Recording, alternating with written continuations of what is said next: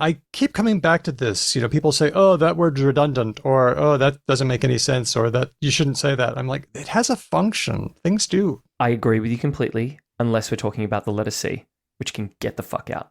If you drop the letter C, everything looks German. Are you okay with that? Fine with that. Okay. That doesn't bother me at all. Just give C the ch sound, all right? We don't even have to evict it. Let's give it a new job, a better job. Easy there, Tiger. We can't just change everything. I think we can. With a K? No. Change would just be C-A-N-G-E. That could be an item for our Merc store. Yes, we can with a K. Yeah, 100%. Let's do it.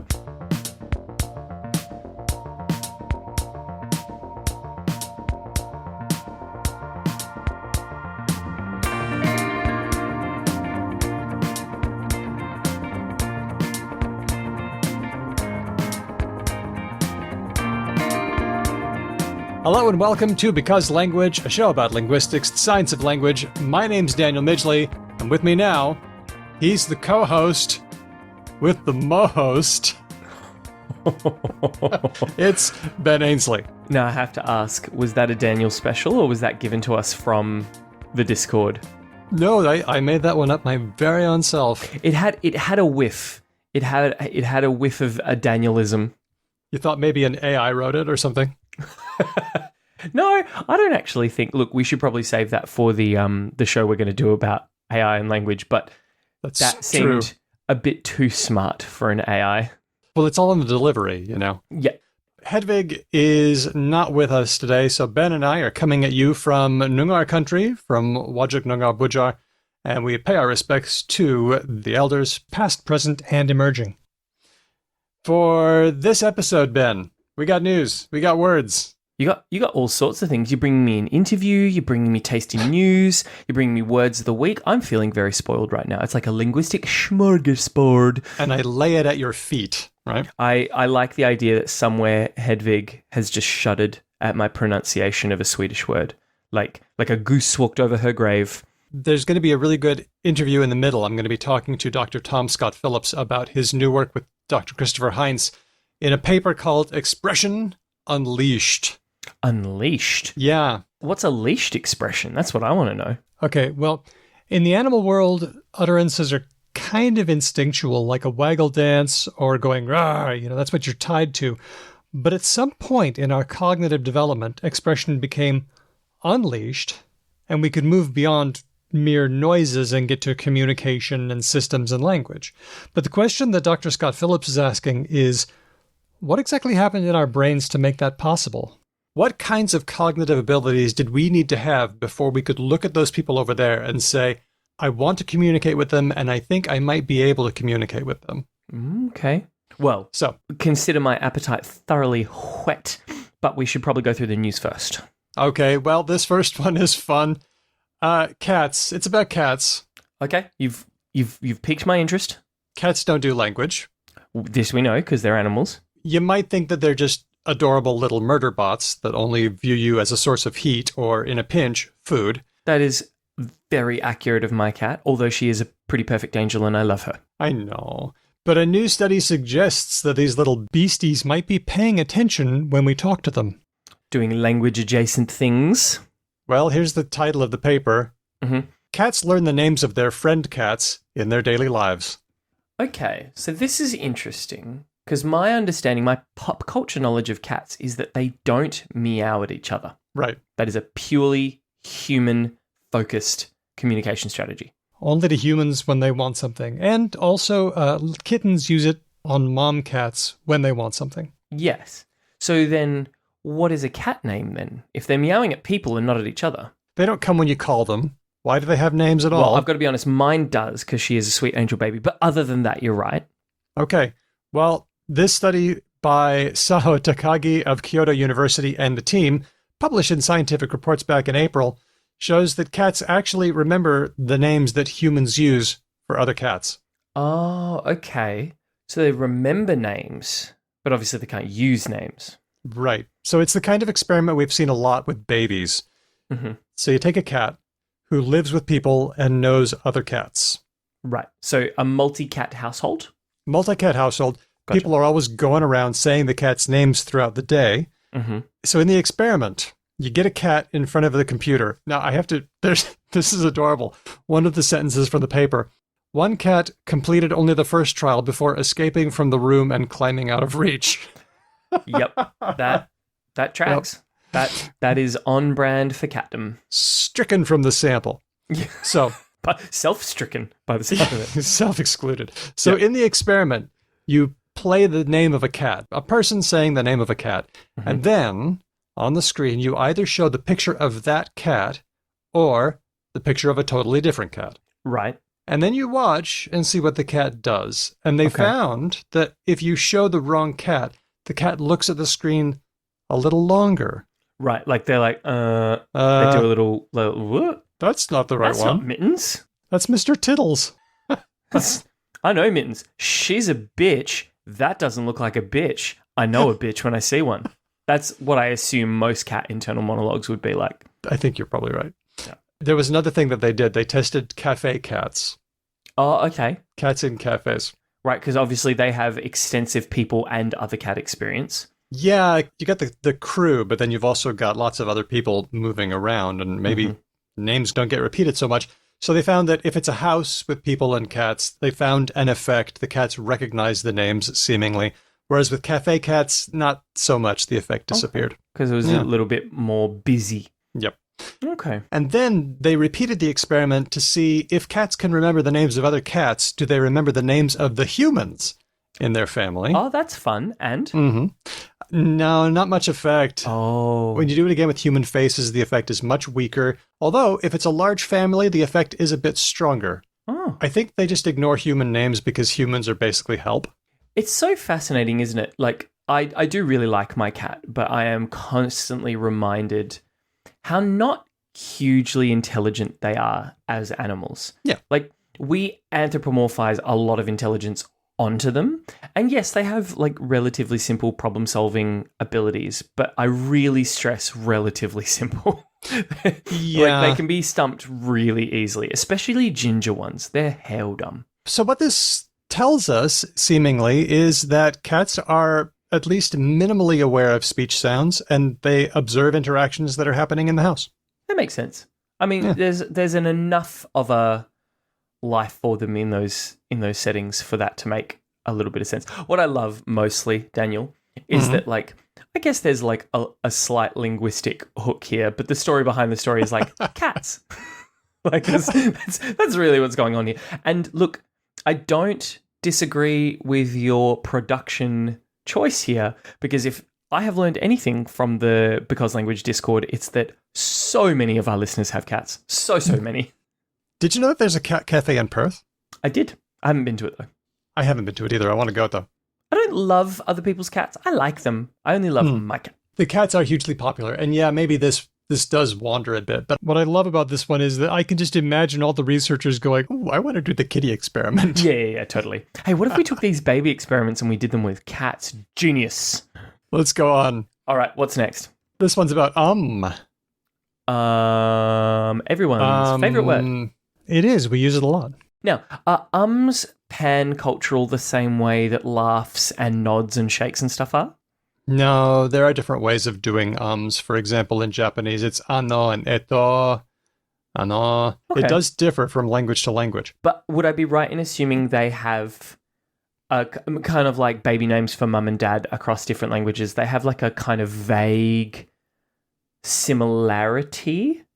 Like a protracted vowel sound kind of thing? That's true. The vowel is the important thing because it's got to be something you can hold out. Yeah, like because you can't go... Yeah, that sounds dumb. Why do we say or I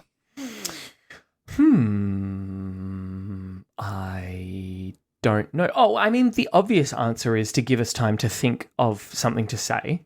Yep, that's right. Or to stall in some way or another. But is there a more smart person answer than that?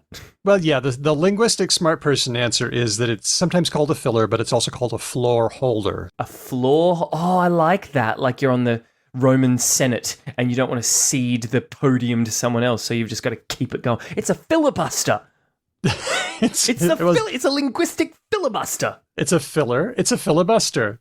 Well, not really, because you're not trying to end the conversation. You're just trying to hold your turn so that nobody else jumps in. True. So that's one thing. But we have done other episodes on for example, Talk the Talk episode 43. Not with you, with Stacey Gagoulas. Going back a ways here. Jeez Louise, going back, I don't know, a cheeky 11 years. I know. We reported on a study that shows that when you say with children, they did an experiment that was a lot like the cat one. What they would do is show a screen with a familiar item and then one with an unfamiliar item that was just made up, and it would have a made-up name like a Dax or a Gorp or something like that. Right.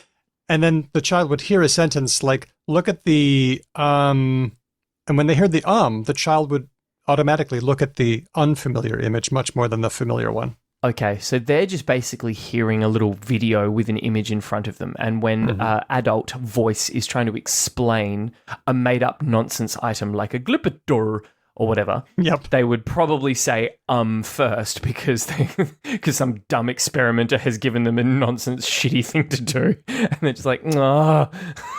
Yeah, if it's the known thing, then you just say the thing. If it's something... Oh, look, it's a pen. Yeah, easy, right? Oh, it's a flibbity-flobbity-flop. So when you say the child assumes that the grown-up's brain is working harder, maybe because of some weird object, not a known one. Right, so that was known. We knew that for a long time. Now, I noticed a tweet. It's the curse of whenever you talk about you notice yourself saying Yes, absolutely. You cannot help but say 40 million times. So I noticed a tweet by John Holbein on Twitter. Remember when your advisor tried to beat those ums and uhs out of your oral presentation? Turns out these ums and uhs, or disfluencies as some people call them, may be really useful. So this is a paper, The Effect of Disfluency on Memory for What Was Said. Okay. It's by Evgenia Diachek and Sarah Brown-Schmidt, published in the Journal of Experimental Psychology, Learning, Memory, and Cognition. I'm guessing, straight out of the gate, that ums give people time to remember things. It does give you time to remember things. It also serves as a kind of attentional focus. It's a cue to say... Oh, it's emphasis. Yeah, it's an emphasis. Yeah, right. Something important is coming up. That actually makes a lot of sense, right? Because a person wants to just sort of pause and think about it and make sure they get the important stuff right. Yep, that's right. Oh, that's really fascinating. So here's how the experiment went. In phase 1, they listened to 80 sentences, and there would be sometimes a fluent sentence, like, my sister had a skiing accident and she broke her leg. But sometimes you'd have fillers, pauses, or repetitions, like, my sister had a skiing accident and she broke her, leg, or she broke her, leg, or she broke her leg. Right, like a little repetition or something like that. Okay. All kinds of things. So you heard 80 of those. But then phase 2, you got 2 words on the screen, and you had to say, which one was old that you've already heard in those last 80 sentences, and which one is new? Oh, okay. So try and find the unfamiliar word kind of thing. Yeah. Can you remember which one you've already listened to? 80 sentences is a lot. It is. That'd be like, I don't know, what, like 1,000 words or something? That's a lot, but it's always the last one in the sentence, like in this case, leg. Oh, okay. Right. Now, what they found was that when there was an and to a lesser extent when there were pauses and repetitions, people were better at remembering, oh yeah, I've heard that one before. Okay. Wow. So does a lot of things here. It's a traffic director. It's a floor holder. It helps to guide interpretation for known and unknown objects, but also here helps with memory. I can't wait for the snooty, like the lead-in person said, the person you quoted from Twitter. I can't wait for snooty professors or like speech and drama people or whatever to go, okay, well, I begrudgingly admit that pausing is okay, but I will go to my death, to my grave before I accept It may help you remember stuff, but you still sound like an idiot. Yeah. The other thing that popped up in that tweet thread was something by Professor Joe Arciuli of Flinders University, who got people to come into the lab and start telling lies, right? Things that they didn't agree with. Researchers are so silly, aren't they? No word on whether they're going to get cats to lie in the lab. Yeah. That'll be Japan's next step. Effort. Yay. So it seems that people say more when they're telling the truth and less when they're lying. That's interesting. Perhaps because they're trying to pass kind of thing. They're trying to pass as Gotta be truthful. smooth. Gotta be smooth. Yeah. Gotta play it cool, Ben. Play it cool. There was no effect for like. People said like about the same. But Professor Arculi thinks that maybe like you say, isn't just a filler. It may be functioning like a word, like a kind of interjection. And that's how we use it on the net. Like, I think you made a mistake there. Yeah, it's true. Yeah, when we write it, it's very deliberate, isn't it? Yep, it is. Because it's not really a filler. Because it's not a filler. Well, sometimes it is, but sometimes it's a discourse pragmatic particle, which means that we use it to do certain jobs. And whether it's intentional or not, we are doing a lot of calculation when we say it and when we hear it. There's a lot going on under the surface for this seemingly meaningless word. Okay, there's a new game out there, a new linguistic game, Ben. You know how much we love games? We do. To this day, our roleplay is one of my favorite episodes we've ever done. And our longest. Yeah. Oh, that's roleplay. Well, I had a chat with a game creator, Joshua Blackburn of Two Brothers Games. He's got a new game out on Kickstarter, although by the time you hear this, it might not be on Kickstarter anymore, but it's called League of the Lexicon. And I started off by asking him how it was all going. It is going very well. It is very exciting at the moment to see something that you've worked on for such a long time actually really happening and happening in quite big style. That is fantastic. So look, what is this game? Tell me a little bit about it. So the game is called League of the Lexicon. And it actually started because I've been trying to find a game about words, not like a Scrabble or a Bananagrams, but a game that was about words. To play with my two boys. And I just couldn't really find anything. And this was very much a product of lockdown. I thought, you know what? I'm just going to go ahead and make it. We started working on it. I had a team of writers and researchers and designers. And the whole thing just rather got out of hand. And about 18 months later, we're looking at this beautiful game with 2,000 questions, contributions from amazing lexicographers and linguists around the world, including your good self, who I contacted when we were developing questions for the game. And it's got people super excited. It's got a lot of talent behind it. I've enjoyed writing. In fact, you asked me for like a couple of questions, but I started just writing more and more because I enjoyed just coming up with them. And I can't wait to see what other linguists and lexicographers have come up with themselves. Well, so it's interesting you say that you couldn't stop writing, because that was really what ended up happening with quite a lot of people. I would reach out and say, can you write us one question? And then like 15 questions later, they'd say, I've got to stop now. And we were really lucky. So we have dictionary editors, authors, Michael Rosen, former children's laureate, Pip Williams, incredible writer. I mean, the list is just kind of baffling how many people we've got. But most exciting, we got questions from Jonathan Green and Gaston Doran. And Jonathan is known as the king of slang. He's like one of the world authorities on slang. In fact, I think you've spoken to him. Yep, just a couple of episodes ago. So yeah, he's great. And Gaston is a published author and polyglot and journalist who's written about languages around the world. I see some of our old pals from the show as well. Corey Stamper. I'm seeing Nicole Holiday. I'm seeing Mignon Fogarty, known as Grammar Girl. There's a lot of people here. It really is the great and the good of words and language. What we were trying to do was really knock it out the park.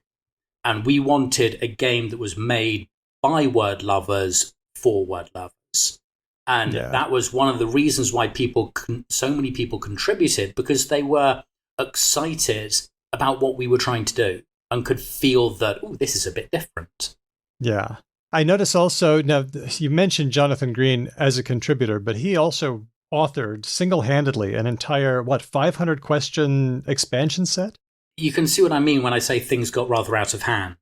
So we have the core game that has got 2,000 questions. And we were talking with Jonathan, talking about slang, and thinking, you know what, there's there's an expansion pack here. And we pitched them the idea of doing a special League of the Lexicon slang edition to go alongside the main game. And fool that he is, he said, yeah, okay.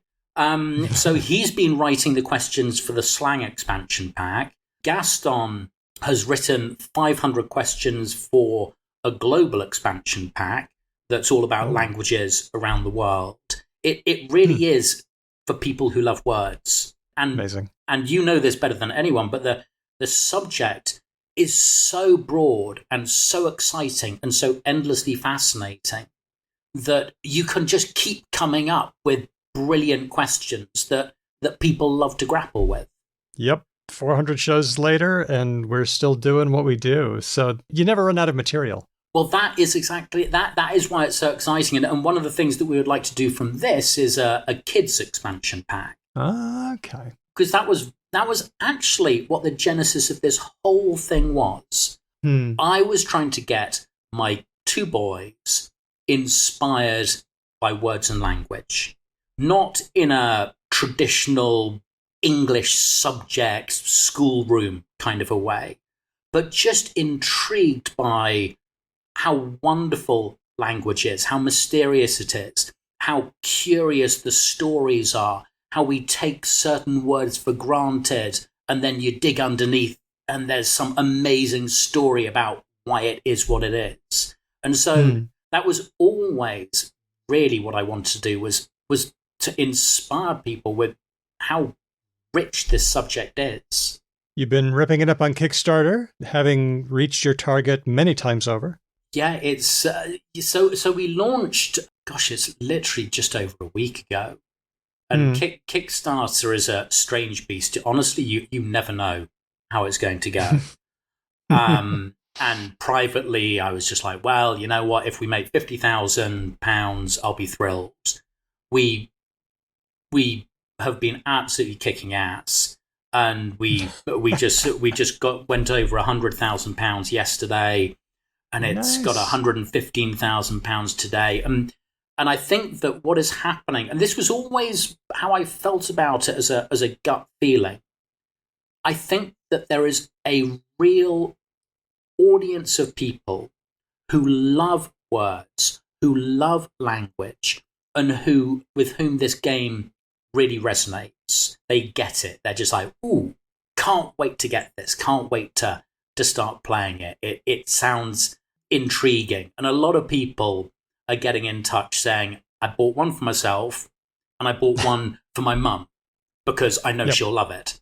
Yep. I think a lot of people will love this game. But just in case anyone isn't sure, I believe you have brought some questions for me. I wonder how I'll do. You know what? I think you'll do just great. How many shows have you done? About 350 of Talk the Talk and then 50 of Because Language. So we're up there. I believe you should be well equipped. Oh, okay. Well, I'll test my mettle with the audience. So here we go. I'm ready. Okay, you're ready. So I'll say that the question categories, there are 5 question categories. Okay. Lexicon Master is all about synonyms and antonyms and categories. Okay. Meaning and More is about definitions. Then you've got usage, you've got etymology, and you've got language trivia. Okay. So I've come up with 5 questions that draw on each one of these sections. Okay, here we go. I'm ready. So let's kick off with something nice and easy. Okay. Here is a spelling bee question for you. I don't know how you are with your spelling. Oh, I have super spelling. It's one of my superpowers. Can you spell isosceles? As in, I do like an isosceles triangle. I do like an isosceles triangle. ISOSCELES, isosceles.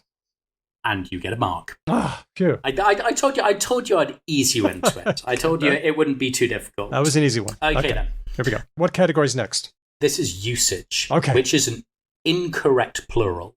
Okay. Squid, plural of squid. Moose, plural of moose. Mongoose, plural of mongoose. Or sheep, plural of sheep, which is an incorrect plural. Leaving aside the definition of what incorrect is, I'm thinking that mongoose If there's a mongoose and then you've got another mongoose, I would say you probably have two mongooses, not two mongoose. You're doing well here. Oh. You're knocking these out of the park. Okay. Right, okay then. I think we should try etymology. Oh, I love this one. I must say, I love the etymology questions. Yeah. Which one of these foods is not named after a person? Oh, okay. All right, okay. Salisbury steak, German chocolate cake, Bakewell tart, or pavlova? Well, I know pavlova is named after someone, but wait, there's a possibility that German chocolate cake might be named after someone? Salisbury steak. I thought Salisbury steak was named after the place. Okay. This feels like a trap, but I'm going to fall into it. Only a fiend would put something like that in a question to trap people. I think, knowing what I know of your fiendishness, which is very little, I'm thinking German chocolate cake is not named after a person. Do you hear that? Mm-hmm. That is the sound of you plummeting into a trap. I'm afraid that is you crashing into the huge hole I dug for you. So it's named after a person? It is named after Samuel German. I did not know. Salisbury steak is named after James Salisbury. You correctly identified pavlova as Anna Pavlova. Yep. But the answer is Bakewell tart, which is a very British pudding. Yep. Named after the town of Bakewell, not a person. I would have thought that was a company that made things and they decided to call themselves Bakewell. Okay, all right. Okay, time for me to pick myself up and go to our fourth question. What's the category for this one? This is a definitions one. Okay. Where would you find grundle charms, spangle blisters, and gooblies? Would you find them at a games arcade, in a Harry Potter book, in Irish folk stories, or in a man's underwear? No. This can't be. Everyone knows that it's always C. If you don't know, the answer's always C. So I'm going for Irish folklore. I'm afraid it's the gentleman's underwear. No! What are these things?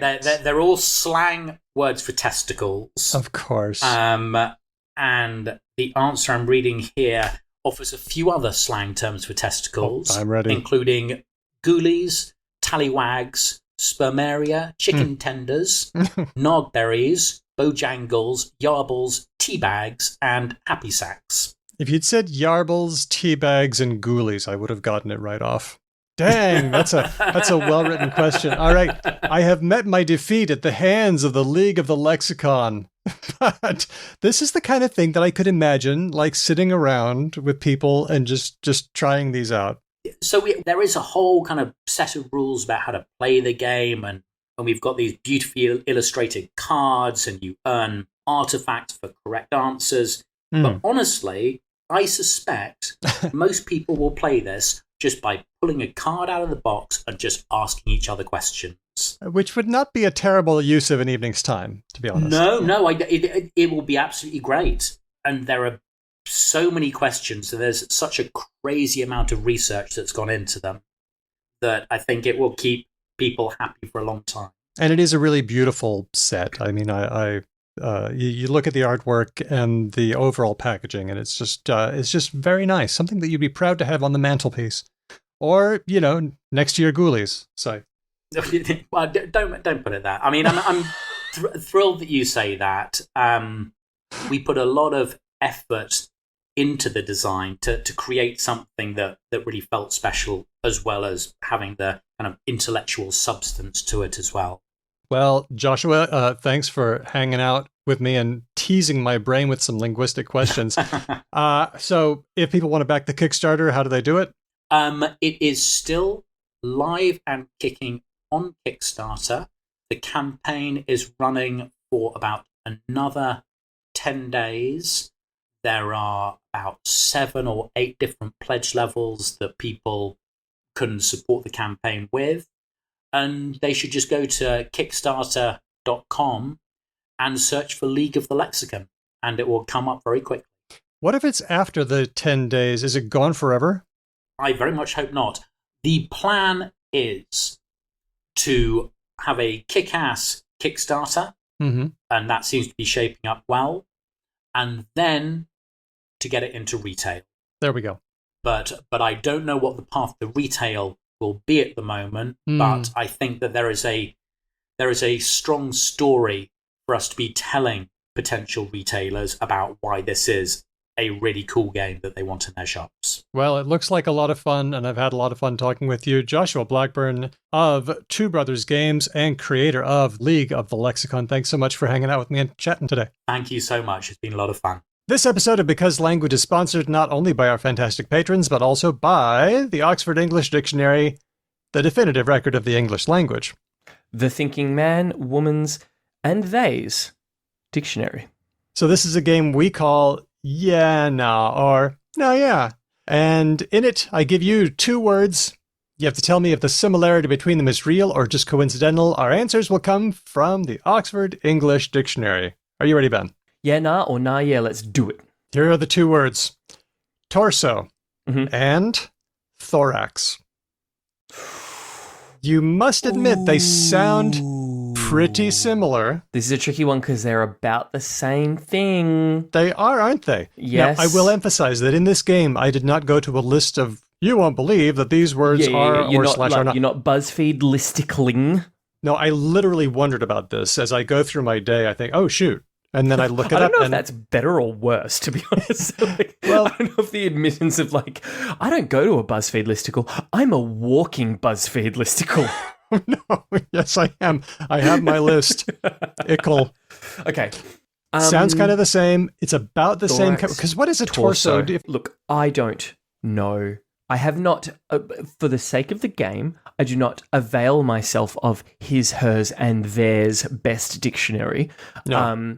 So I'm punting here. I'm taking a little bit of a rogue kick. The torso is everything from the shoulders to the hips. Yep. Okay. It's the not limbs, right? And not head either. Yeah. Not the protuberances. The thorax, I'm going to guess, is specifically the rib cage to the shoulders, right? So not your gut or your viscera, just the sort of the bony upper half of the torso, for lack of a better. Torso minus abdomen equals thorax. That's what I'm thinking in the body geography of words. Was I close? Yeah, that's right. Now that we've mapped that out, do you think that these words come from the same place, or is the relationship between them merely coincidental? Okay. Put my thinking hat on. Gut instinct says no. Okay. Because it sounds like one of those funny, words that are basically the same but came from completely different areas.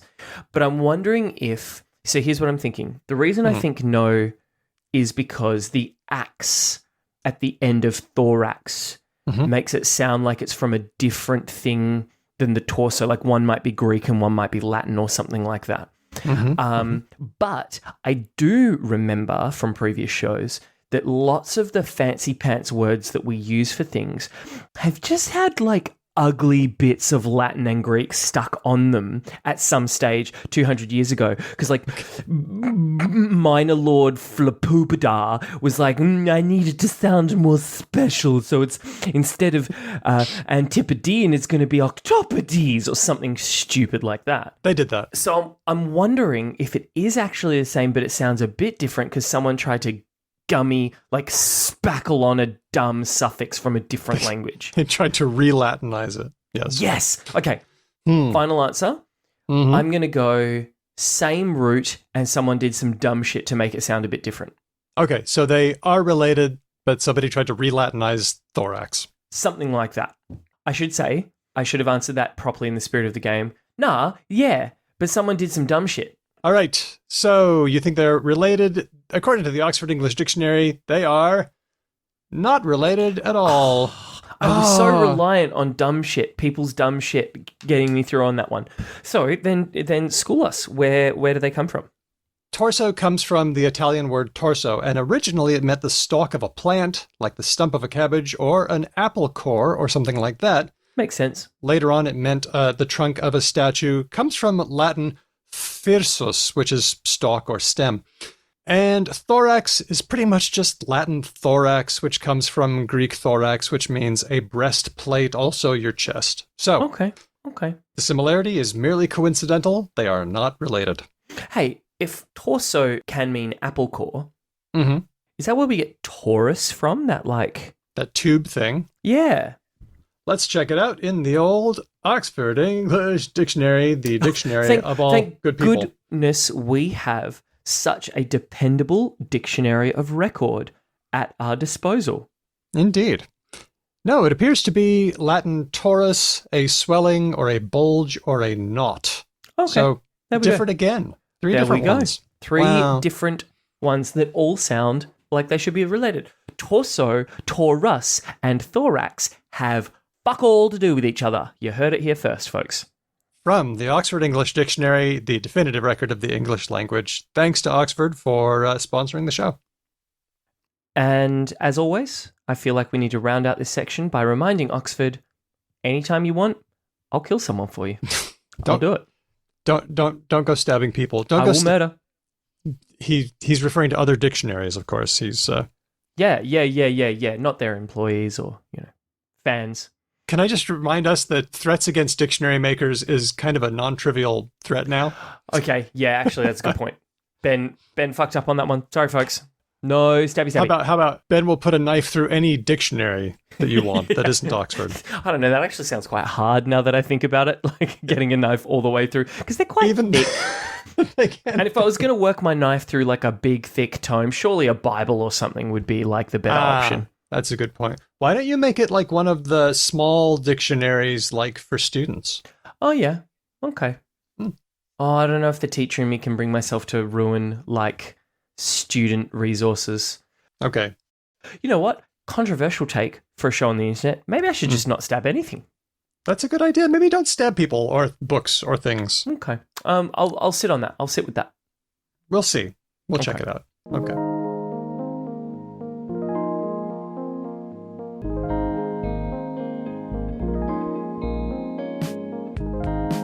I'm talking to Dr. Thom Scott-Phillips of Central Europe University. He's the author of Speaking Our Minds and, along with Christoph Heinz, the co-author of a new paper, Expression Unleashed, The Evolutionary and Cognitive Foundations of Human Communication, soon to be published in Behavioral and Brain Functions. Tom, thanks for having a chat with me today. No problem. My pleasure. There's a question that I want to ask, and it's a question I ask everybody. What do you think is something that's really cool about language?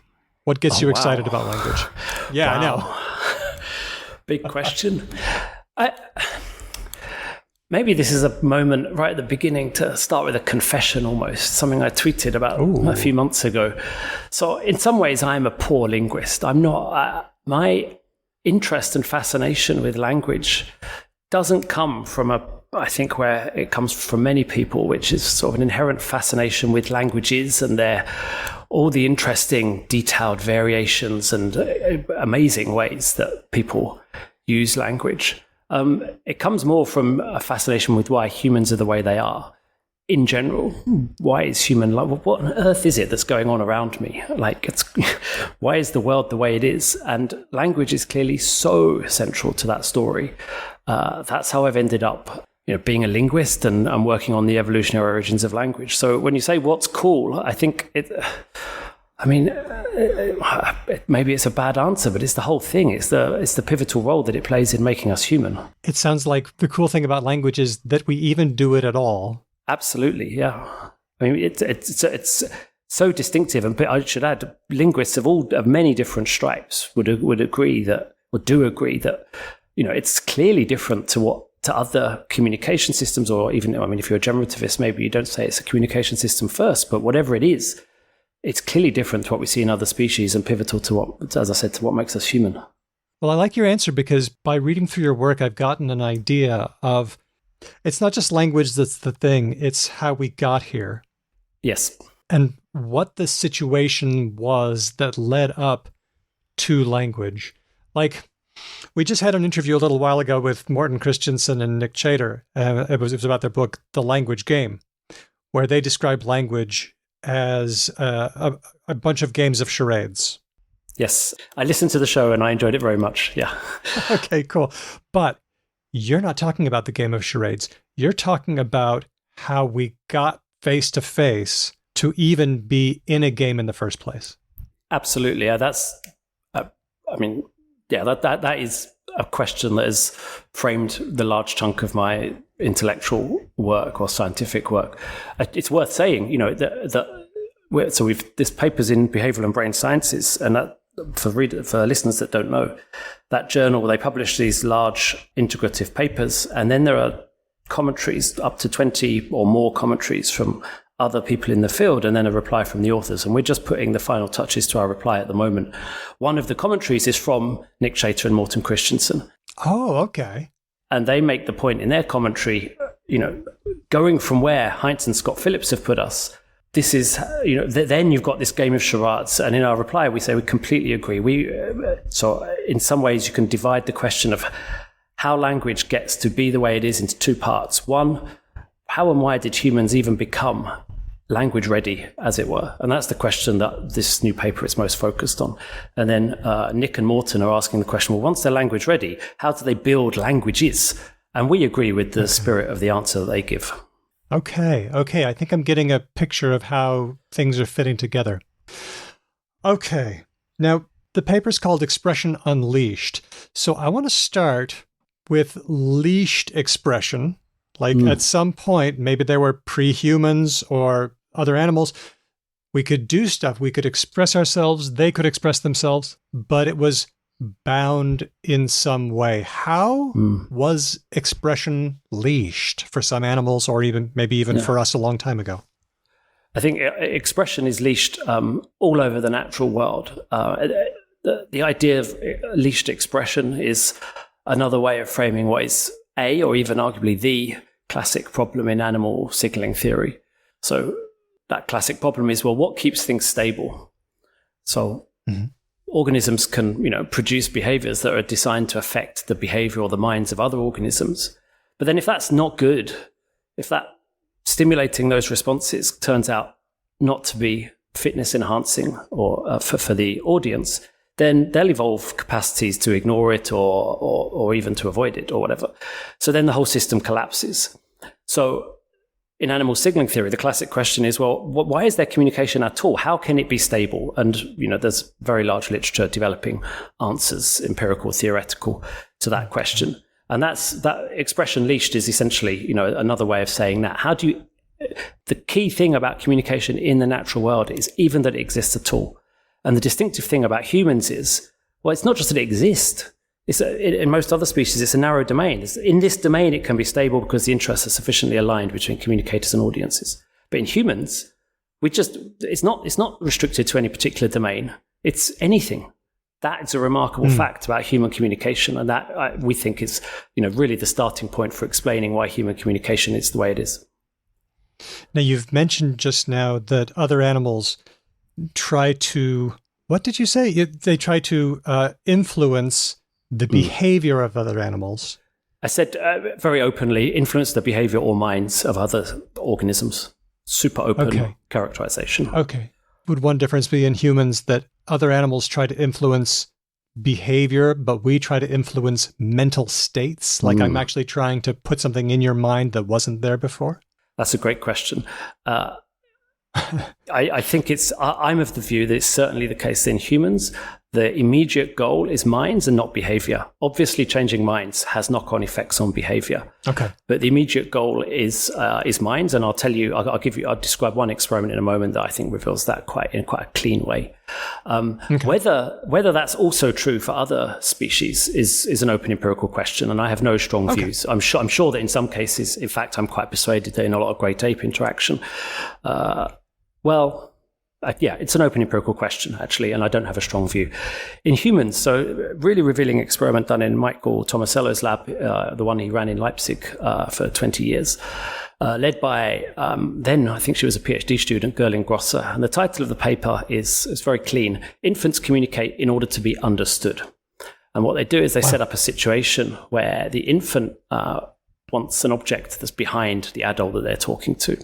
And they say, I want the ball, I want the ball. And then the adult says, oh, you want the car. So they deliberately misunderstand the child and they reach for the car, but then accidentally with their elbow or whatever, they knock the ball and the child gets the ball. Okay.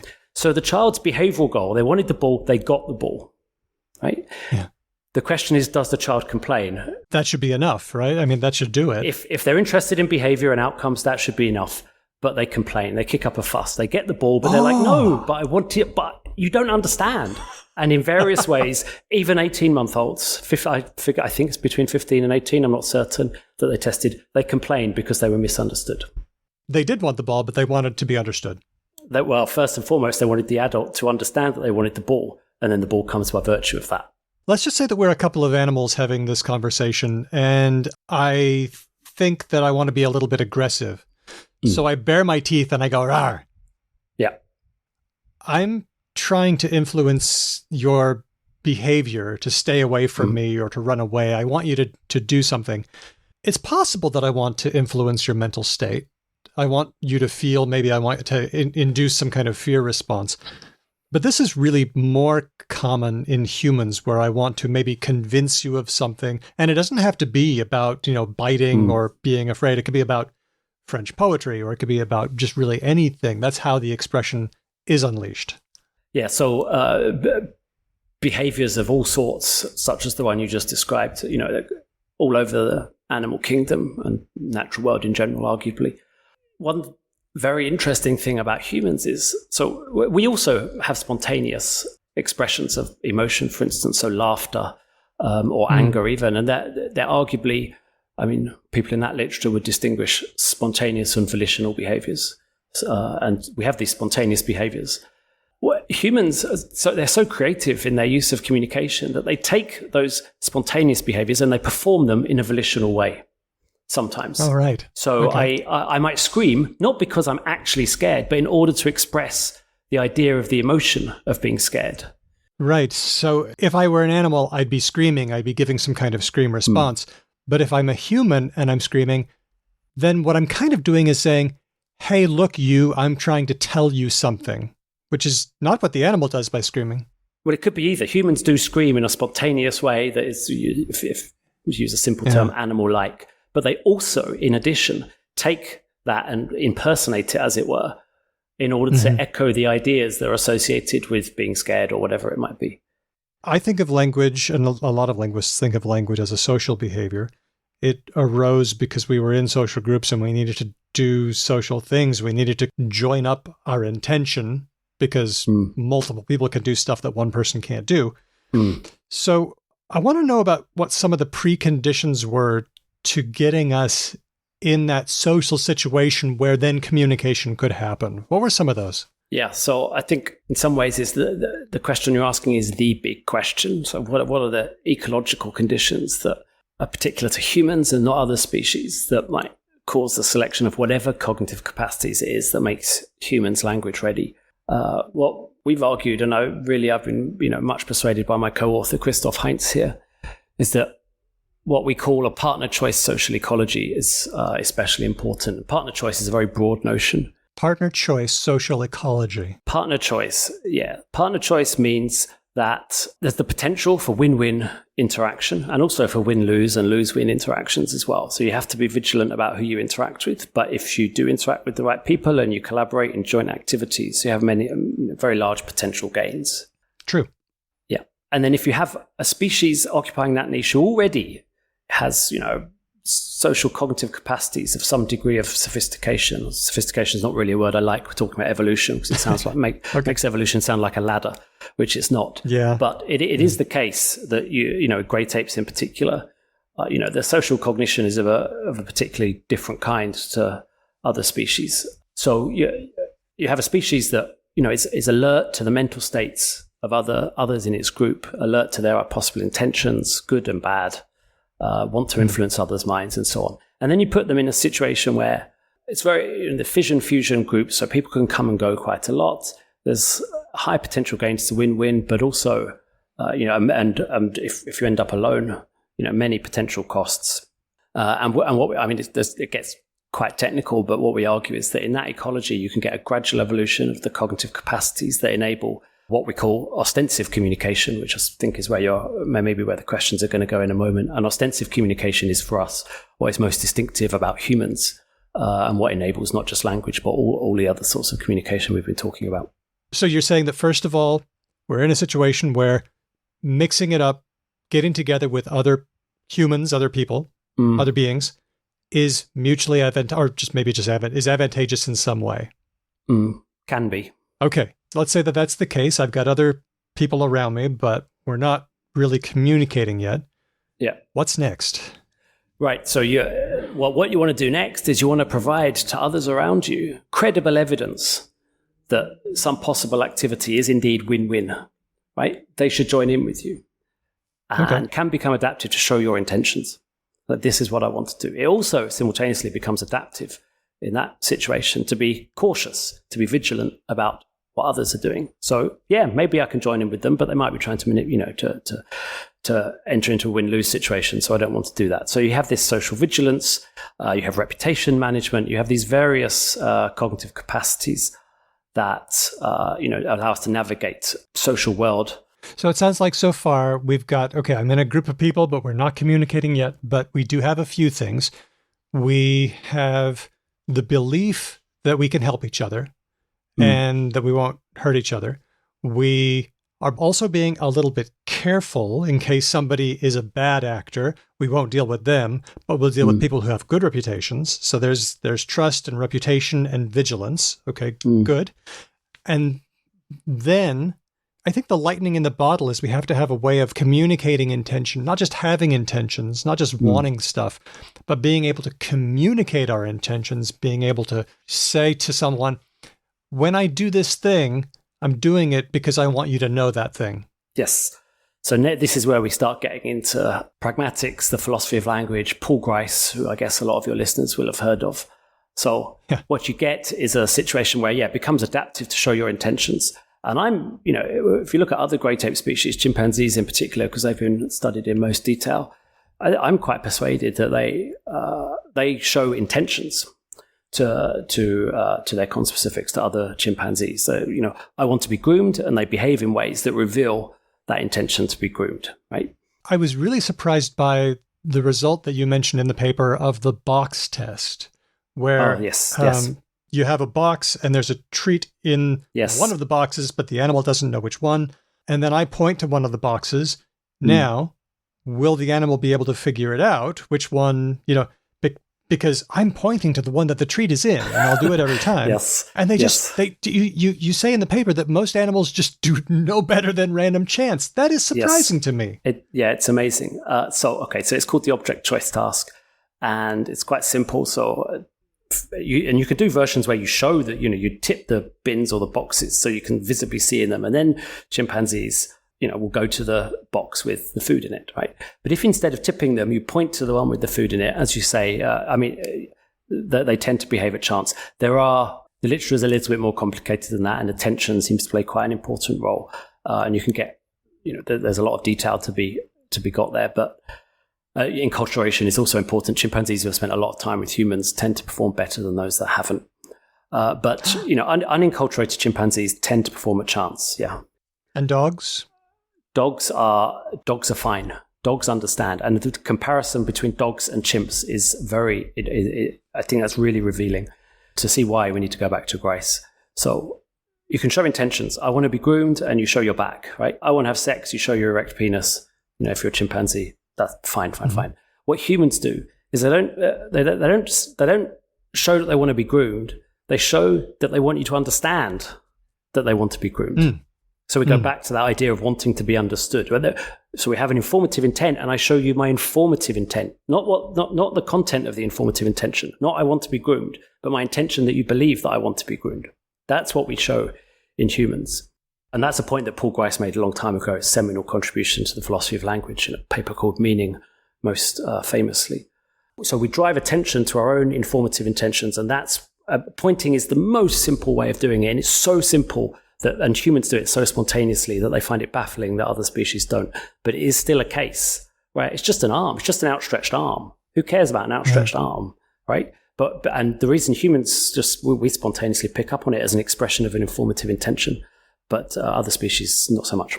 And if I could just dig into that a little bit, so it sounds like an animal that doesn't have contact with humans, doesn't get the box test. They won't get the treat better than random chance. Whereas maybe a dog or a chimp who has been hanging out with humans, they will get it. And I'm guessing, according to what we've said already, it's because they exist in a relationship with us where they have a belief that we could benefit them. And so they're looking for cues to that benefit. Excellent. Yes. And also they've figured out that we give off intentional signals, whereas for other animals, that just wouldn't be on their radar at all. They wouldn't have those beliefs, and so they would miss the cue. Yes. So it's about attention manipulation in essence. That's the essential thing here. My arm, reaches out all the time, right? It's just going about the world. But sometimes it reaches out in a particular way that seems to grab attention. And what's distinctive, the key thing about ostensive communication and something humans do so spontaneously, is that when others attempt to gain our attention in this way, we just assume that it's relevant. Which is, I don't know, we might not immediately know why it's relevant, but we spontaneously assume it's relevant. So that point, it's relevant. What could it possibly mean? Well, given the context, they're pointing to where the food is, right? Dogs, they assume things are relevant, even if they don't know what on earth is going on. If their owner attempts to grab their attention, it's relevant. Boom, off we go, right? And chimpanzees who have been interacting with humans in a sufficiently long period of time, stable cooperative partners, they sometimes develop that disposition ontogenetically, so within the lifespan, rather than evolutionary, as is the case with dogs. But humans from a young age do it just so naturally that we don't see it for how distinctive it is of us as a species. Okay, so now I guess I just have a question. There are animals that are very smart, and they live in social groups. Yeah. They could presumably have a belief that they act in each other's benefit, but they don't do language. Yeah. Why not? Language is a special case of ostensive communication. I need some help with that word ostensive. Oh, right. So, so the type of communication we've just been talking about, which is where you draw attention to your own informative intention, to your desire to be understood. And then other people pick up. I'm doing a thing, but I want you to know that I'm doing a thing. Yeah. Other people, intended audiences spot that we're trying to draw attention to ourselves. And again, pointing is, those simple example, but you do it with a coffee cup, right? You can drink from a coffee cup, you tilt it, but sometimes you tilt it in a slightly exaggerated way. Make eye contact with the waiter or whatever. That reveals, I'm drawing your attention. I want you to understand that I'm drawing your attention to my informative intention. I want to inform you, and this is the most effective way I can do it. And then, what humans do so naturally and efficiently is they find the best interpretation of that behavior. Oh, this person wants a refill. Oh, they're pointing to the food. So that's communication in general, and language is a special case. So when we use language, we're still drawing attention to our own informative intentions. We're just using a particular type of tool to do it. And that type of tool to be theoretically neutral, let's call them linguistic items. They can be words, morphemes. Some people, I'd be inclined to call them constructions, for those listeners that know construction grammar. But you can describe it in various ways. So we have all sorts of tools that are available to us. And they're doing the same thing as point. So the word this or that does the same thing as a point. It's just another tool for doing the same job. And this draws attention to my informative intention that you pay attention to whatever it is, the coffee cup that I'm pointing to, that I'm referring to with the word this. Yeah. So language is just a special case. That's that's the essence of what we want to really underline. It's not that humans become language ready. They become ostensive communication ready. And then what Morten Christensen and Nick Chater show or describe is how once they're ostensive communication ready, we play charades to build all these items or constructions to help us, communicate through what we call language. Okay, so now I think I'm ready for this sentence, which I have highlighted in the paper. Yeah. I'll just read it out. In sum, then, the open-ended richness of human communication is achieved virtually by a combination of, and there are three things, cognitive capacities for the expression of informative intentions. So that's where I can get messages across. I can display my intentions. Yes. Okay. Number two, cognitive capacities for the recognition of informative intentions. That's where I can see what you're doing and say, oh, that's an intended message to me. Yes. Okay. And here's the third thing. And I'm still surprised by this third thing, so I'm going to need some help. Okay. Yep. Cognitive capacities of epistemic vigilance, and all of which are functionally tied to one another. Vigilance, because I believe that we might be in a mutually advantageous situation where we can benefit from communicating and sharing information, but I also got to be careful because you might be a bad actor. Yes, yeah, I might be lying. Okay. And if I'm lying, and if you recognize my informative intention and then just immediately accept it, you are ripe for ripe for abuse and manipulation, right? Yeah, that's true. That's true. It's good for you to recognize my informative intention. This is what Tom wants to do to my mind, right? Now, whether you let me do that to your mind, well, that's up to you, and it's not something that I, Tom, can control, right? That's epistemic vigilance. And then once somebody passes through the vigilance filter, then we have things like reputation and trust. Oh, I can talk to this person. I can communicate. I can communicate again with this person. Yeah. It's worth saying another way of epistemic vigilance can be characterized in two. I mean, I think these are formally equivalent, but sort of intuitively quite different ways.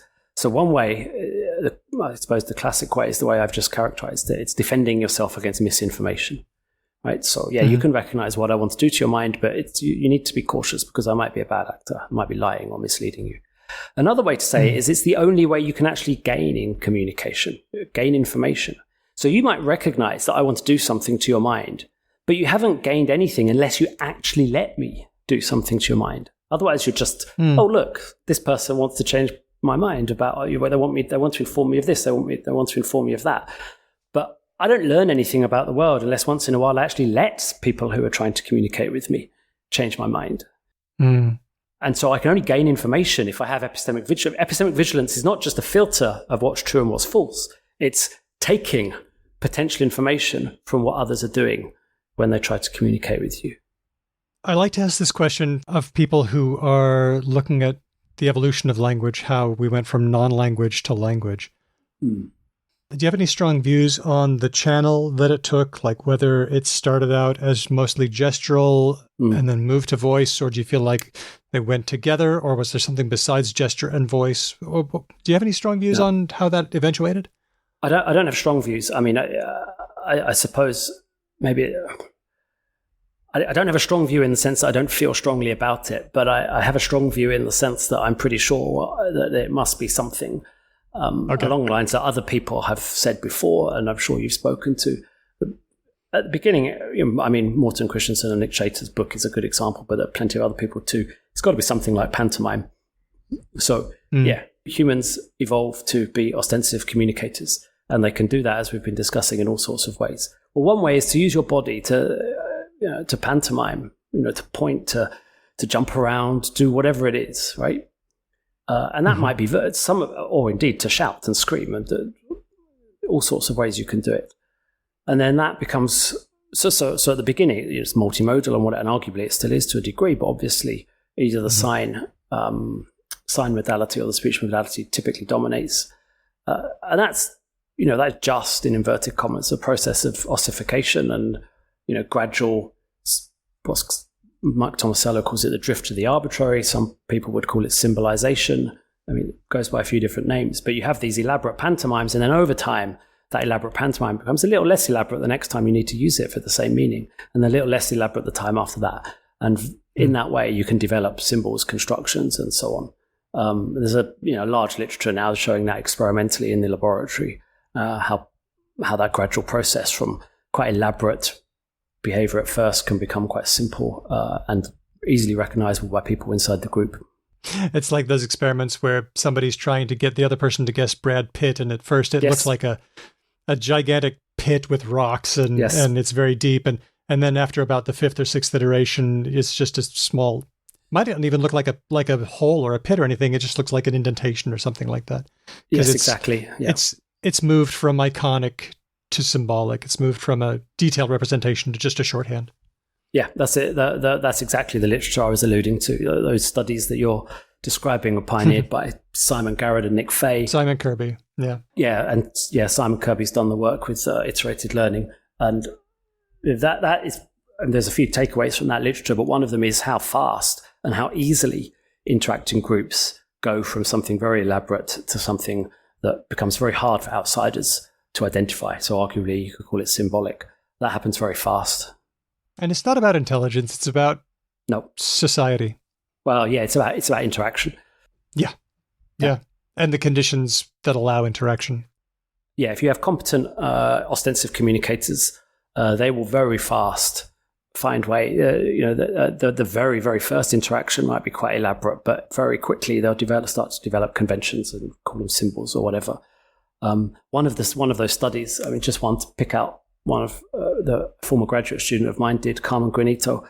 We did a study where you have these little interacting groups, and that's one condition, and we get the same as all the other studies. So they very quickly they draw their drawings and they become very symbolic quickly. In another condition, you have a little bit of interaction between the groups. One person, the group develops its own symbols, and then you swap members of the group or groups around. You have different groups, and you move people between the groups. And in that situation where there's a bit of traveling between groups, away from groups, come back to your home group, go to another group, as if it's different groups within the same bigger ecosystem, then the system is less symbolic, and it becomes much easier for outsiders to recognize the conventions that the groups hit on. And when you have when you have an isolated group, it becomes highly symbolic, really hard for outsiders to penetrate.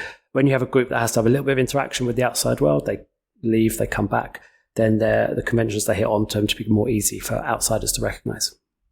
This is hitting all kinds of stuff that we've talked about on the show before, but a question just occurred to me. It sounds like we're saying that the line between animal communication and human language is not, as some people would say, a hard line. It's not a qualitative difference between the two. It might be a sliding scale, a matter of degree. If they did some things more, it would be more language-y, I guess. I think there's a lot to say. So let me start by saying there's an enormous amount to say, but I'll try and keep this to 2 minutes or so, or let 1 minute. Okay. It's worth distinguishing the things that shape languages and language use in a particular way. So the vocal tract, for example, is shaped in a particular way, and obviously that has impacts on the shape of vowel systems, consonant systems, and so on. But if we had a different vocal tract and everything else was the same, we'd still have language. It's just that the sounds, the phonemes and the phonology would be different. So that's on the one hand, the things that shape language. But then on the other hand, there's things that make it all possible in the first place. And that's always been more of the focus, my focus. That's where you live, yeah. Yeah, so, and that's what this paper in particular is about. We're of the view that ostensive communication is critical here. We think that in its full richness, it's distinctive of humans. And one thing we try to do in the paper is to describe how, although it is dramatically different in effects, in terms of the underlying social cognition, it's only a small step away from the social cognition that you see in great apes. I mean, it's evolution, so there have to be graded differences somewhere. We think there are slight graded differences in the social cognition. And what they do is they create that virtual domain generality that you were asking about earlier. And that suddenly, that's what unleashes expression. It opens things up on a grand scale. And languages are the most salient consequence of that, although not the only one. Which animals would you say, besides humans, come the closest to language-like behavior?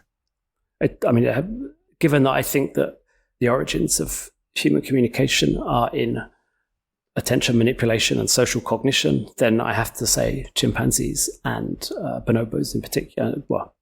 Great apes, but chimpanzees and bonobos in particular. There are important similarities with dogs. So although there's all sorts of things that aren't the same between dogs and humans, one thing they do have is that if you attempt to gain their attention, they just assume that it's relevant. They make different inferences off the back of that, very different inferences, but they do assume it's relevant. So that's similar in one aspect, even if it's very dissimilar in other aspects. And this is not saying that they have language, it's just saying they have some of the same conditions. Some of the social cognition that is necessary for human communication is also present in dogs, but not all of the same social cognition. To be more give a more provocative answer to your question, what I think is a slight red herring is it's very interesting and it is relevant to the evolution of languages, but slight red herring is the combinatorics that we see in the communication systems of all sorts of other species. I was going to say that because a lot of linguists are of the mind that human language is human language because we can take our symbols, we can break them down into little tiny pieces and then build them up again. That's the combinatorial thing. And that's a red herring, you think? Well, that's clearly important to how languages work. it's a further claim to say, well, you have simple combinatorics in some species and you have complex combinatorics in humans, and the evolution, the evolutionary story is a line between those two situations, a gradual line. We think that story is too simple and misses. We think that's a red herring, basically. So social cognition and how it drives our pragmatic behavior. That's the thing. The gradual evolution is in social cognition and attention manipulation, and that in turn generates languages. Those languages obviously employ all sorts of complex combinatorics. They co-opt all sorts of cognitive capacities for that sort of thing, which must be shared with other species to some extent. But what sets everything in motion is social cognition, in our view. Wow. Okay, I feel like with this work, you've led us right up to the face-to-face meeting where ostensive communication can happen, where the language games can start. Let the games begin. Yeah, let the games begin. Maybe we should. We haven't finished our reply to Chaitan Christensen yet, so maybe we should use that line. You can have it. It's a gift. It's a gift from us. Yeah. Your pals at Because Language. Dr. Thom Scott-Phillips of Central Europe University, author of the book Speaking Our Minds, and along with Christoph Heinz, the co-author of Expression Unleashed, The Evolutionary and Cognitive Foundations of Human Communication. Dr. Scott-Phillips, thanks so much for hanging out with me and talking about your work today. This has been really, really fascinating. It's absolutely my pleasure. It's wonderful to have, to talk in detail about something that I find so interesting and fascinating. I'm glad you enjoyed it. That's why we're here. How can people find out what you're doing? Twitter at T Scott Phillips is probably the best place. That's where I am on the internet, so to speak. All right. Hey, thanks again. No problem.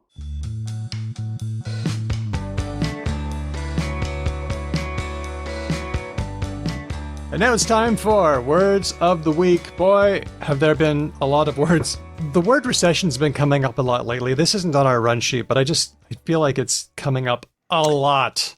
Well, I feel like almost here I would love for you to drop in that scene from The West Wing where they talk about the bagel. The bagel? Have you not seen this bit? Hold on. We don't ever use that word around here. What word? Recession? No. If we say it, we give it credence. What should we call it? I don't care. Call it a boat show or a beer garden or a bagel. Call it a bagel. It's a bagel. So for this bagel, the GDP numbers have come out recently in the U.S., and so it's led to a discussion of, are we in a recession? White House says no. Which the White House is always going to want to say no. Yeah, so I feel like we're not really in a recession. I feel like the 2-quarter definition is a bit simple, even though I know the White House wants to say we're not in a recession. Yeah, I've been sort of abreast of this. I am of the opinion that the word recession now isn't super useful to us. Like, I don't think smart people who matter in the world of economics really care that much about the word recession. What they do is look at fuckloads of different indices and get like a relatively nuanced understanding of where the economy is at right now. The vibe I'm getting, if you put the word recession just over to the side for a second, right? Like you take it and you're like, okay, let's just put this down for now, is that like some things are bad, i.e. contracted GDP for 2 quarters, not ideal. That's not great. Inflation, not ideal. Definitely not ideal. That. In fact, I would argue that's the far bigger not ideal thing at 9%. Although it kind of depends on what kind of inflation we're talking about, demand so side we're not or supply side. We're not in a wage price spiral, which again is not ideal. Like a wage price spiral is almost a better form of inflation because at least people across the board are doing better. Yeah. So there's a bunch of shit that's not great, but then there's other things that aren't bad, right? Unemployment is really low. It's really good. Right? If heaps and heaps and heaps of people are having jobs and getting jobs, it suggests that during a time where things are tough, i.e. prices are going up, people are finding it harder to make ends meet and that sort of stuff, they're not also suffering from massive job losses, which is where fucking like Pain Town lives. Right? Right now, people are doing it tough, and obviously we're speaking economically, so like painting with a really broad brush, I have no doubt there's fuckloads of people in America doing it really, really fucking tough. Because it's a nightmare fucking like neoliberal hellscape in nearly every sense of the word. So like there is definitely people doing it tough. But there's not people losing their jobs en masse, it could be worse. It could be much worse. Well, I noticed that on Merriam-Webster, the lookups for recession are way, way up. And it kind of speaks to why people look stuff up in a dictionary. It's not to find out what does this mean, although sometimes it does. But it's also because people are having dictionary fights over the definitions of things. It's like, no, it is 2 quarters of consecutive retraction, and so it goes on. It's tough as well, right? Because the other thing about economics that is really annoying, and I find the stock market before algo trading became a thing was like this as well, was that at the end of the day, most of it is just like monkeys in shoes psychology shit anyway, right? It's about population's fear levels and the propensity for people to stop spending en masse and save their money, which slows down economic activity, blah, blah, blah, blah, blah. So much of it is people in governments and stuff don't want to say recessions because just even a horse on the trail, you can spook the population. That's right. Right? And that's tough. It's tough to try and run a multi-trillion-dollar economy where if you say the wrong word, everyone's like, oh no. And then they stop spending money and everything gets way worse. Well, let's get away from the market. I just wanted to comment on recession in passing. But no, I feel like that we could that could be a word of the week. Okay, cool. It's a word of the week. I want to talk about another one, an article that I noticed in The Week. This one's called Welcome to the Pandemicene. Pandemicene? Pandemicene. Okay, so Anthropocene and all that kind of stuff. So epoch suffix, and now we're in the pandemic epoch. Yeah, we had COVID and we're still having COVID. I thought, oh, we'll get vaccines. This will be great. And then we got some really good vaccines, and here we still are. Yep. And then monkeypox came along, and I think monkeypox kind of broke me. Okay. Oh, I'm sorry. Yeah. No, I'm feeling you've been ticking along just fine, and then it's. I'm sorry to make this as a reference because you seem emotionally troubled, but Chidi in The Good Place, where he was like, "What is that? What is the dot?" And that's the second Tuesday of every never. Okay, that's it. That right there. That was the one that broke me. I'm done. Yeah, exactly. That is the one. So this article in The Week says that, we're probably living in the age of pandemics just because we are invading areas that we haven't invaded before. We're crashing into nature. We're bumping into animals that are, unfortunately, reservoirs of viral loads, and it's causing trouble. I don't think that's true. No? Yeah. In my vast experience as a geneticist and what's the disease doctors called again? Epidemiologist? As both a geneticist and an epidemiologist, note, I am neither of those things and have never been even remotely adjacent to those things. I reckon I would put this idea of pandemicene down to good old-fashioned human propensity for navel-gazing. And by that I mean, whenever things are really bad for people, we just can't help but fixate on that. We try to find out why, and we invent explanations. That's true. We go, oh shit, there's been a pandemic that's been going on for several years. Oh fuck, now another one. That's two. That's two. Twice as bad. Right? And then there was AIDS 40 years ago. Well, that's the thing. There was AIDS 40 years ago, and there was smallpox and polio at the same time. This has always been going on. Yes, but we had the plague 800 years ago. I guess what I'm trying to say is, isn't just the Anthropocene the pandemicene? We are a global species that live in close quarters, generally speaking, or at least we have done for the last 2-3 millennia. We'll probably get sick. It happens to rats too when you stick them all together, right? You can have all sorts of nasty shit that goes through unclean populations. Yeah. I think the person is right in that, we're tromping around and we're finding things that make us sick and all that kind of stuff. That's unquestionable.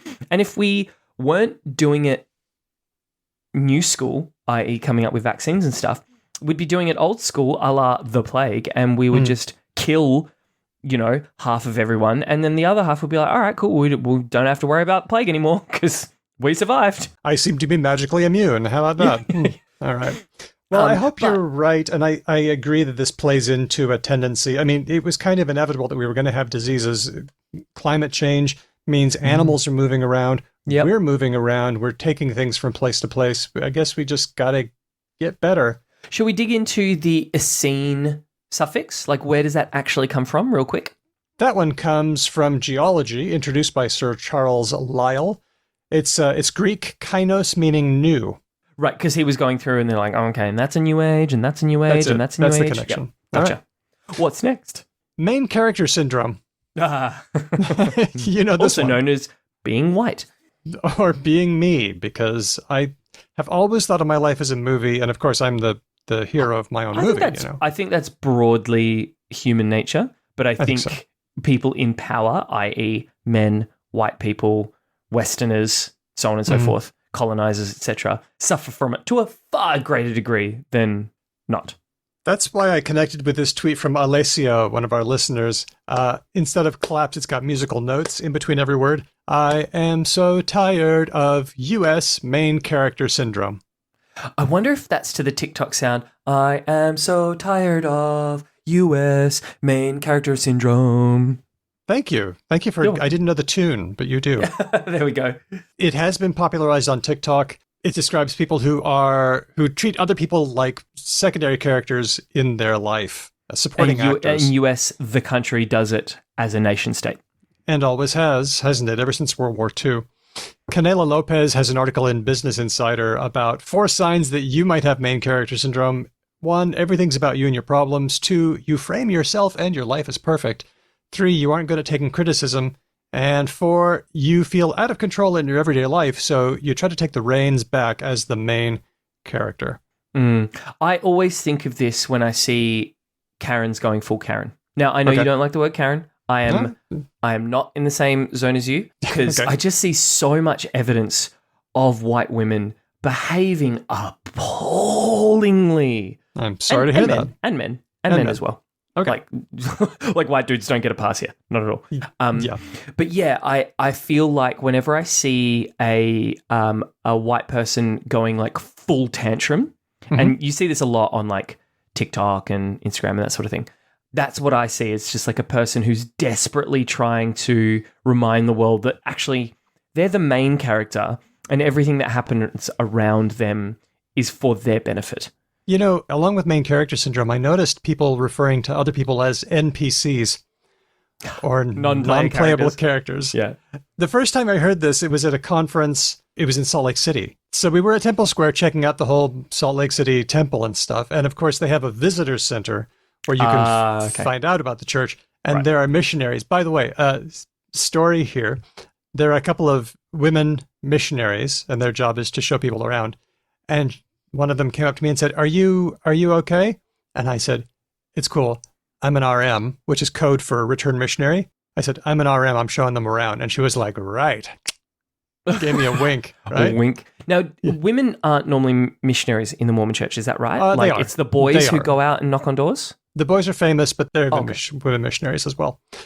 But so I said to my friends, I might not say much, and I'll try not to be unpleasant, but I will. If you want, I will tell you when they're lying or when they're shading their history or something. And so one of my friends said, oh, so basically you'll be an NPC. Yes. Which is great. That is accurate. Yeah, because, you can walk up to me. All I exist to do is to convey information. I say the same things over and over again. Anyway, I have heard people referring to other people as NPCs, and it's the people doing this are always like conspiracy-minded people who maybe think that vaccines aren't real. Or like crisis actor types. Yeah, and they refer to people who get vaccines, for instance, as NPCs. Like, I'm not going to listen to some NPC telling me 90-something. Well, I mean, I guess that tracks, right? Like in a video game, there's one player and like infinity NPCs. So I guess in the mind of a conspiracy theorist, that probably works. It refers to that need to feel special, doesn't it? That narcissism. Main character syndrome. There. All right, next one. What do we got? Pegging. Bit of a content warning on this one for sexual themes. So I was about to say, are we talking about what I think we're talking about? Cool. We are talking about what you think we're talking about. So pegging is, should I explain pegging? Would you please?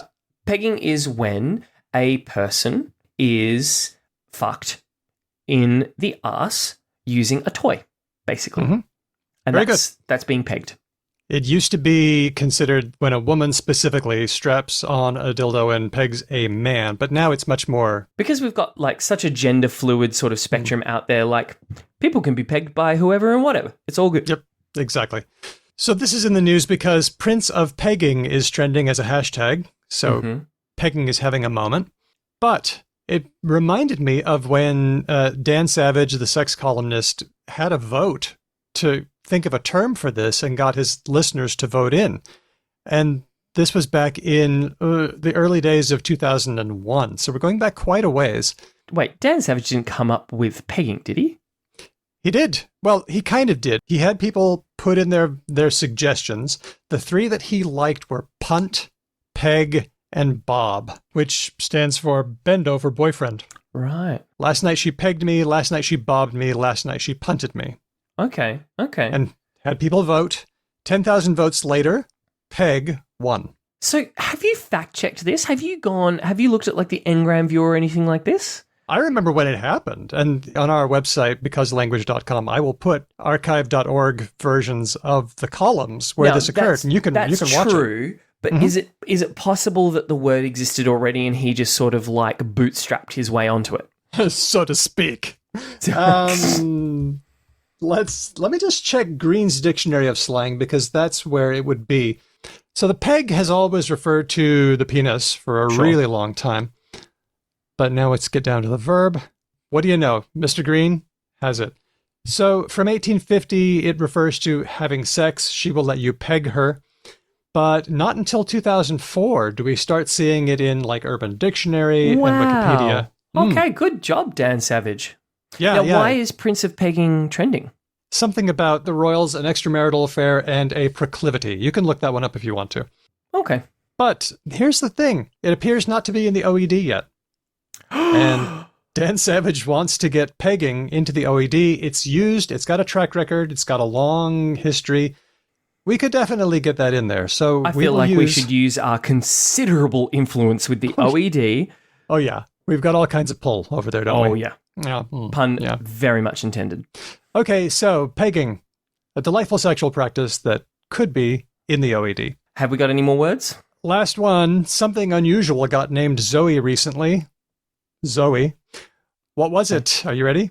Mm-hmm.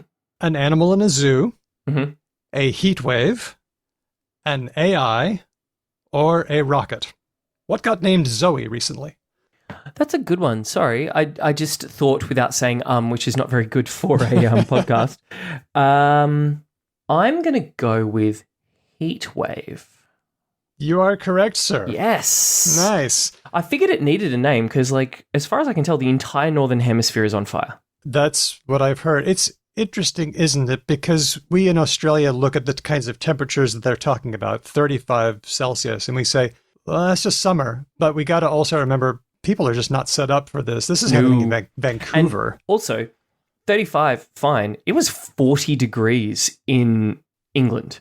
In fucking England. Just bizarre. Yeah. 40 degrees, I'm sure someone who lives up in the Pilbara here in Australia would be like, 40 degrees isn't hot. I've lived in Australia my entire fucking life. A 40-degree day is a belting hot fucking day. Like, 40 degrees is when people mostly don't really want to go to the beach, except for like lunatics or teenagers who don't give a fuck about their future.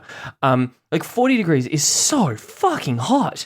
Yep. And then you put on the fact that 0 homes have air conditioning. A 40-degree day in Australia without air conditioning is reprehensible. It's fucking revolting. Like, if you ask an Australian, what would you do if it was 40 degrees and your air conditioner broke?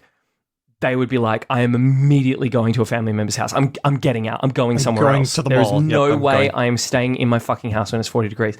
And then the entire country of England has no choice. And most of Canada. It's just bizarre. Happened last year too, this is happening.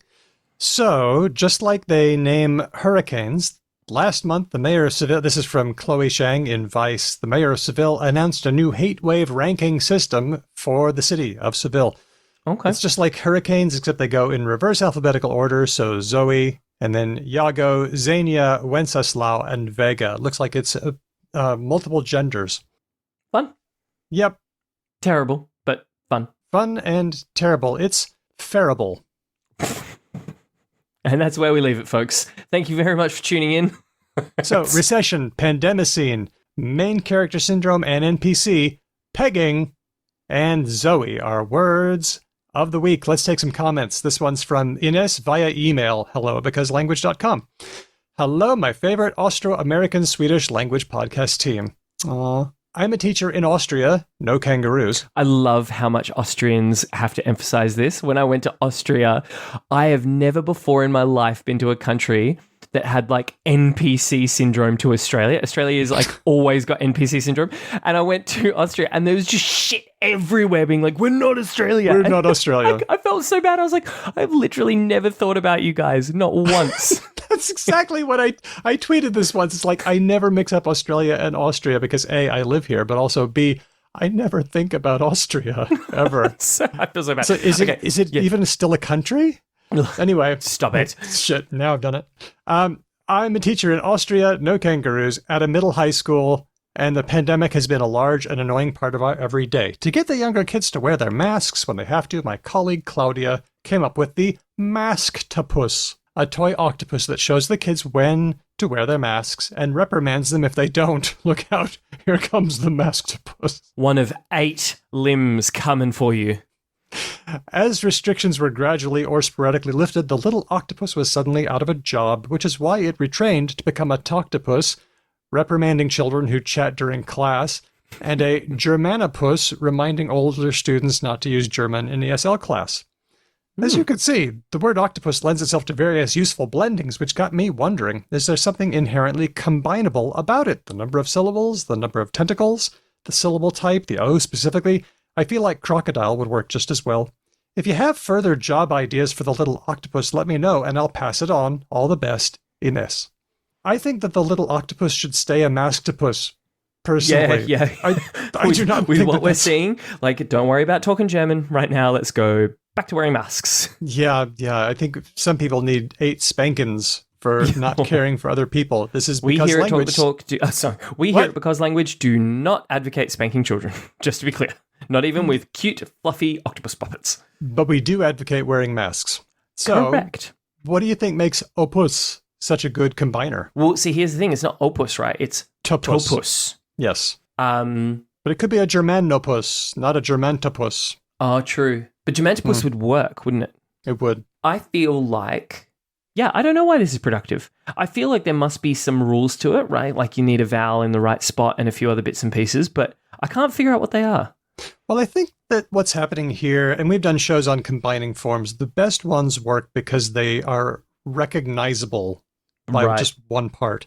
So opus, you know what that is. Yeah. The ones that don't work are the ones that just blend in too seamlessly and you can't tell what they mean. Right. Which is why Odile would probably work really well. I think Ines was right on the money there.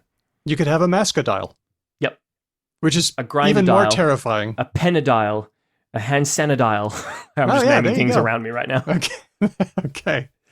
Well, that's what I think, but let us know what you think, dear listeners. There are some items of feedback from Le Weekend, which we talked about last time. Jillian, via email, says, hello, Because Language. I just listened to your Rebel with the Claws episode. Great episode, by the way. And wanted to mention, in case no one else has, that Le Weekend is widely used in European French, while fin de semaine is much more common in Quebec. No surprises there. Quebec French often uses French terms instead of Anglicisms to protect and encourage the use of French. Not to say that there aren't plenty of Anglicisms in Quebec French, that they don't even know about because it's so far back. In addition to many older French terms that are still used in Quebec but obsolete in European French.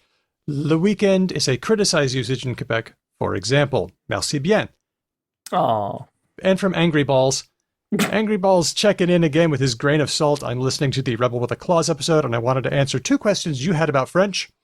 The normal French word for esports is indeed esport. Very good. There is indeed no native French word for weekend other than the English word, which is pronounced weekend or even weekend. There's that omitting the final consonant thing.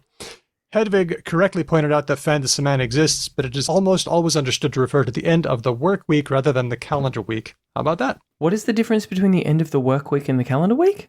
I was wondering the same thing myself. Is this one of those things where you think that the week begins with Sunday? I do not think that, but some people might think, oh, the calendar week, that's Friday, Saturday, whereas the end of the work week. Yeah, because I live in a world where you can just change the settings on all the calendars. And I do, yeah. What is it on old paper calendars? Would it flip over on a Monday? On old paper calendars, the first day is always Sunday. Okay. And when I see one of those, I have a really hard time getting my head around it. It's like Sunday, that's the end. That's the weekend. So I think that's what Angry Balls is referring to. Okay. Thanks to everybody for sending us that update. All I would say is don't forget, if you want to hear your voice on the podcast, you can send some of this feedback via SpeakPipe. What a good idea. We'll even play it and then talk about it. We'll even pretend that you're there. We'll even carve up the things you say as kind of an imaginary dialogue. Yeah, we'll turn it into a conversation. Just give us nice pauses here and there. And finally from Keith, at the end of today's Diego's Digest Patreon episode, Daniel mentioned the phrase bucket list, which many believe is older than the movie that actually created it. That reminded me of everything's coming up roses, Ben, which means things are turning around. Things are going well. Things are going well, and everything's coming up Millhouse, the derivative phrase. Yes. Which Stephen Sondheim created in his lyrics for Gypsy. You know the song. I do not. Everything's coming up roses for you and for me. That is apparently where it originated. Keith says, and which fits so perfectly into English slang that people thought that they'd always known it. I didn't know Stephen Sondheim did Gypsy. I thought there is a name for this. There is? The Tiffany syndrome. Have you heard about this? No. So, it's not a name for this, but it's similar. Yeah. Tiffany, as a name, is much, much older than people think. It's like 1300s old. Like it's a really old name. Really? And people can't use it in like fantasy settings or whatever, because if you were to drop like Tiffany into fucking Lord of the Rings or whatever, people would be like, what the like it's Galadriel, it's Frodo, it's Bilbo, it's Tiffany. Like it doesn't. You can't do that. That name didn't exist, but it did. Yeah, so Tiffany's actually a really old name, but we as a human species don't believe it. It's like the opposite of that, right? Where something works so well, we just assume it's... Like pegging. Pegging is a perfect example of this. I thought for sure pegging was a thing that has existed at least since the 50s. The 1500s or something. But yeah, 2001 apparently. Yep, that's it. Wow. So it's the inverse Tiffany reality. Everything is older or younger than you think it is. Big thanks to everybody who helped us with this episode. Thanks to those who gave feedback and suggestions. Thanks to Dr. Thom Scott-Phillips and to Joshua Blackburn. Thanks to Dustin of Sandman Stories for recommending us to absolutely everyone. And his podcast is definitely worth checking out. Thanks to Speech Docs, who do a great job on our transcripts for the show. Thanks to the Oxford English Dictionary for sponsoring us. And, of course, thanks to our great patrons and all of you who listen. Oh, I can hear ending music. Here we go. Okay. Thanks for listening, everybody. If you like the show, here's how you can help us. Number one, you can send us ideas and feedback. Lots of ways to do that. Follow us on the socials. We are BecauseLangPod everywhere, except Spotify. You can leave us a message with SpeakPipe on our website, becauselanguage.com, and we'll play it. It'll be good. You can even send us an email, hello@becauselanguage.com. Thing number two, you can tell a friend about us or leave us a review. And we have a new review, by the way. This one is from MLR Snyder on Apple Podcasts. I'm going to read it. Because Language, my number one podcast, 5 stars. That part's important. just leave the review there. Nothing more. This is truly a great podcast, super useful as a reliable source of news from the field of linguistics and news about all things language. The hosts master the art of making complex topics accessible to the general public. It's entertaining too. Practically every episode has snippets that make me chuckle or sometimes even laugh out loud.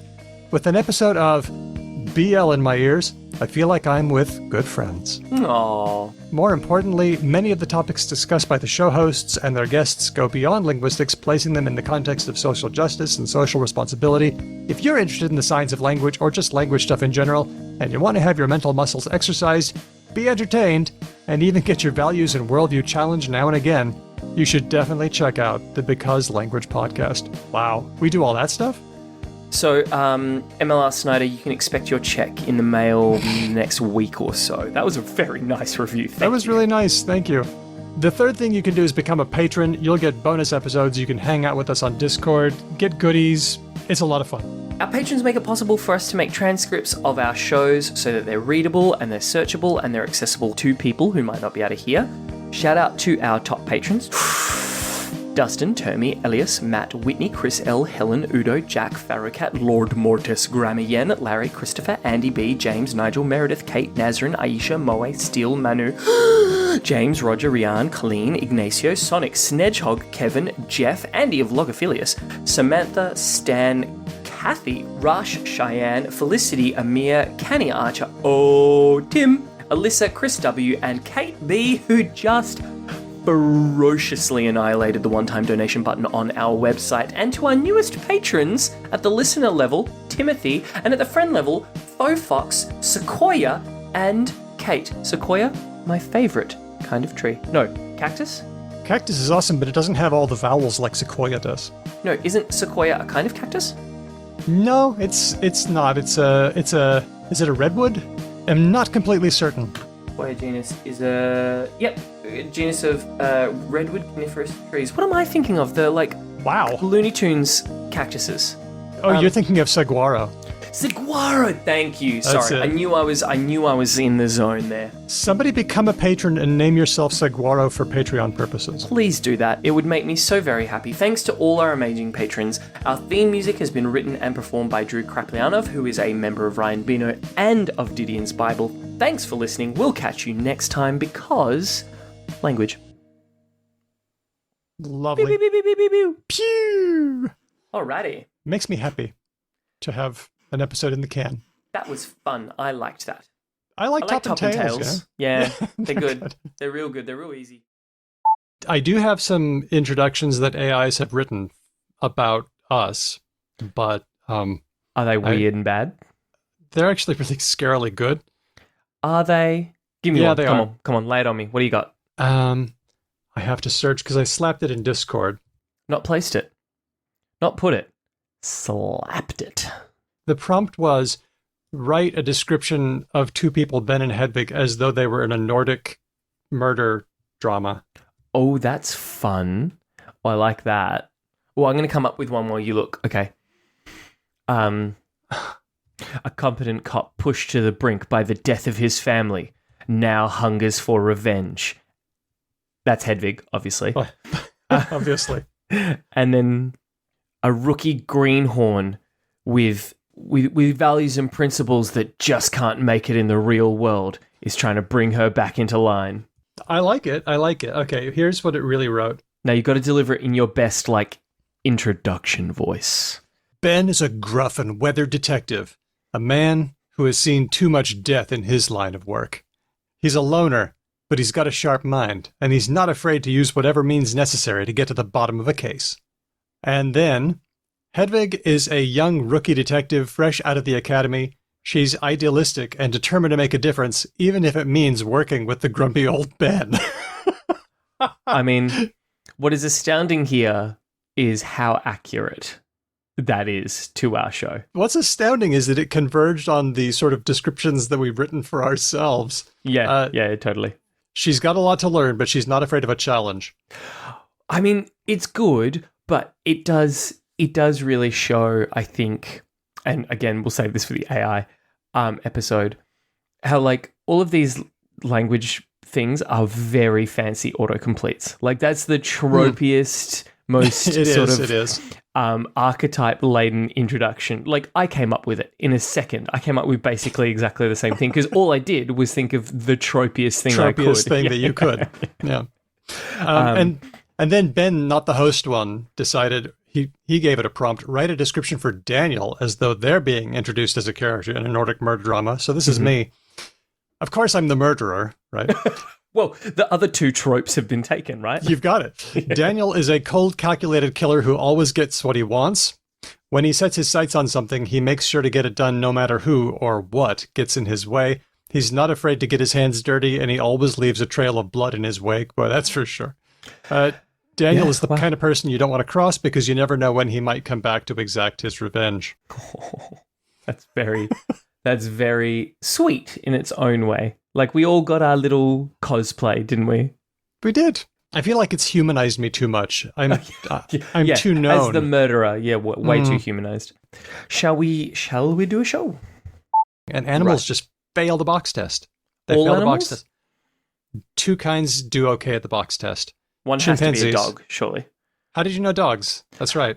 I think because we have like pro-social cohabitated with dogs for long enough now that I think there must be something genetic in them that's just kind of like, pay attention to people.